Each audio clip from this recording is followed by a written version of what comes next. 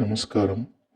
మన గురువుగారు శ్రీ చాగంటి కోటేశ్వరరావు గారి దీవెనలతో ఆయన నోటి మాటలను మీకు తెలియచేయాలని మా ఈ చిన్ని ప్రయత్నం. ఇందులో ఏమన్నా తప్పులు ఉంటే క్షమిస్తారని ఆశిస్తున్నాము.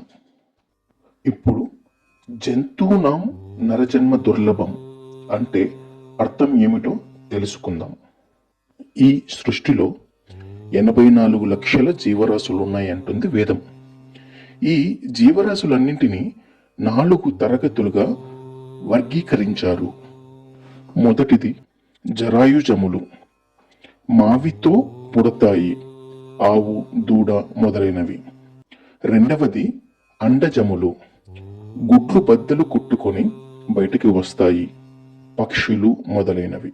మూడవది శ్వేతజములు, చెమట నుంచి పుడతాయి, పేలు వంటివి. నాలుగవది ఉద్భుజములు, భూమిని చీల్చుకొని పైకి వస్తాయి, చెట్లు వంటివి. ఈ 4 రకాలైన ప్రాణులలో కొన్ని కోట్ల జన్మలు తిరిగి తిరిగి అంటే పుట్టి చచ్చి దాన్ని సంసార చక్రం అంటారు. అంటే జనన మరణ చక్రమందు తిరుగుట అని. దీనికి అంతుండదు. శరీరం తీసుకోవడం విడిచిపెట్టడం. ఈ సంసార చక్ర పరిభ్రమణం తాపం అంటే వేడితో ఉంటుంది. ఎందుచేత అమ్మ కడుపులో పడి ఉండటం అన్నది అంత తేలికైందేమీ కాదు. భాగవతంలో కపిల గీత చదివితే పుట్టుక ఇంత భయంకరంగా ఉంటుందా అనిపిస్తుంది. శుక్ర శ్రోణితములు కలిసిన దగ్గర నుంచి తల్లి కడుపులో ఉడగగా ఆకృతి ఏర్పడి తర్వాత ఆ పిండం పెరిగి పెద్దదై మెల్లమెల్లగా అవయవాలు సమకూరిన తర్వాత తల కిందకు కాళ్ళు పైకి పెట్టి గర్భస్థమైన శిశువు పడి ఉన్నప్పుడు దానికి నాభికొట్టం ద్వారా ఆహారం అంది చైతన్యాన్ని పొంది జీవుడు అందులోకి ప్రవేశించిన తరువాత సున్నితమైన క్రిములు కరిచేస్తుంటే 9 నెలలు అమ్మ కడుపులో కటిక చీకట్లో కొట్టుకొని పరమేశ్వరుని ప్రార్థన చేసి ఆయన అనుగ్రహించి ప్రసూతి వాయువు బయట తోసేస్తే అమ్మ కడుపులో నుంచి బయటకు వచ్చి పడిపోతాడు జీవుడు. ఈ మనుష్య జన్మ ఎత్తడానికి ముందు ఎన్ని కోట్ల జన్మలు ఎత్తాడో ఆఖరికి చేసుకున్న పాపాలన్నీ చాలా భాగం తగ్గిపోయిన తర్వాత జన్మ పరంపరలో పూర్తి చేసుకోవడానికి అవకాశం ఇవ్వబడే చివరి అవకాశం మనుష్య శరీరం. ఇదే మనుష్య శరీరానికి ఉన్న గొప్పతనం అంటారు శంకరులు. జనన మరణాలు పోగొట్టుకునే అవకాశం ఒక్క మనుష్య శరీరానికి తప్ప మరి ఏ శరీరానికి ఉండదు. దానితో ఒక్క మనుష్యుడు మాత్రమే కర్మానుష్ఠానం చేయగలడు. మనుష్య జన్మ వైశిష్ట్యాన్ని అంతసేపు చెప్పి చివరన కురుపుణ్య మహోరాత్రం అన్నాననుకోండి. అంటే మంచి కర్మలు చేయండి అన్నప్పుడు మనుష్య శరీరం కానప్పుడు అది ఎలా సాధ్యం? మనుష్య శరీరం కానిది కేవలం నమస్కారం కూడా చేయలేడు. 2 చేతులు కలిపి అంటే 5 కర్మేంద్రియాలు 5 జ్ఞానేంద్రియాలు కలిపి తల మీద ఉంచి బుద్ధి స్థానాన్ని దానితో కలిపి 11 భగవంతుని పాదాల మధ్య న్యాసం చేయడం నమస్కారం.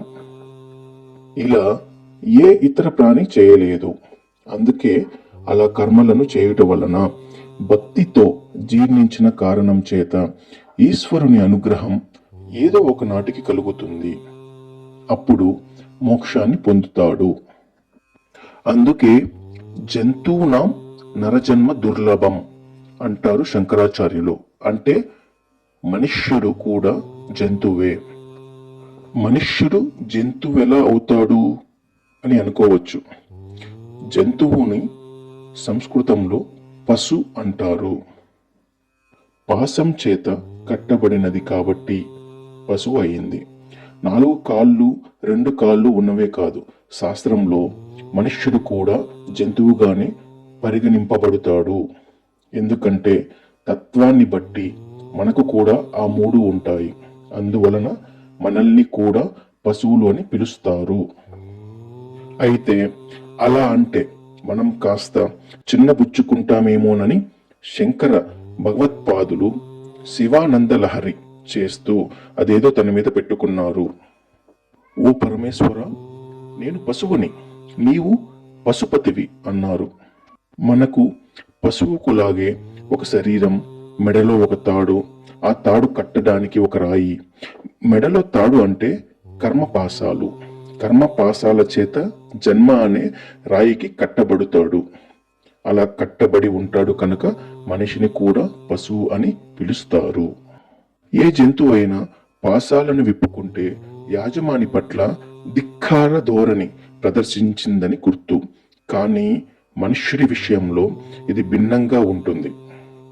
సాధన చేత మనుష్యుడి తాళ్ళు తెగిపోతాయి అంటే ఇక మళ్ళీ పుట్టనటువంటి స్థితిని పొందాడని గుర్తు. ఇది మిగిలిన జంతువులకు మనిషికి ఉన్న తేడా. కర్మపాశాలు ముడి విప్పడం కాదు, కర్మపాశాన్ని పరమేశ్వరుడు తెంచేస్తాడు. అందుకే భగవంతుని స్వరూపాలన్నింటిలో ఏదో ఒక చేతిలో గొడ్డలి లేదా కత్తి కనిపిస్తుంది. దానితో కర్మపాశాలను తెంపి భక్తిపాశం వేసి ఆయన తన దగ్గరకు లాక్కుంటాడు, తన పాద పంజరంలో కూర్చోబెట్టుకుంటాడు. ఇక మళ్ళీ పుట్టవలసిన అవసరం లేని స్థితి కల్పిస్తాడు. ఇంత అదృష్టం ఒక్క మనుష్య శరీరానికే సాధ్యం. అందుకే శంకరులు వారు జంతువునాం నరజన్మ దుర్లభం అని అన్నారు.